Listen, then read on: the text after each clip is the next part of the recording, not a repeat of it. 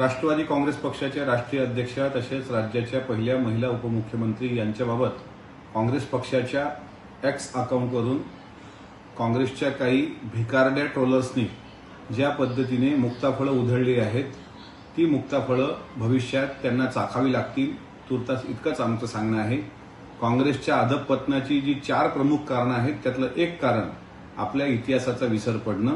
1966ला जनसंघ लोहिया यांनी अशाच प्रकारे पूज्य इंदिरा गांधी यांच्या बाबतीत वक्तव्य केलं होतं आणि आतापर्यंतही सोनिया गांधी असतील प्रियंका गांधी असतील यांना सुद्धा अनेक लोक ज्या वेळेस अशा पद्धतीने बोलतात त्यावेळेस महाराष्ट्राचं आणि देशाचं समाजमन व्यथित होतं की महिलांना कमजोर समजण्याची जी चूक ही वारंवार काही अपप्रवृत्ती करतात। आज त्यामध्ये काँग्रेसचा नंबर लागलेला आहे।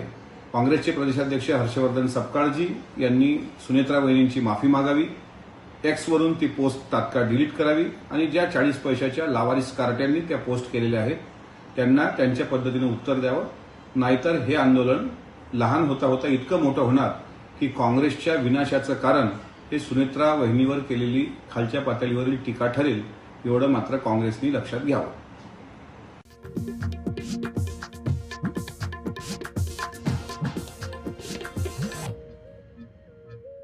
काँग्रेसने खरं तर तुमच्या पक्षाच्या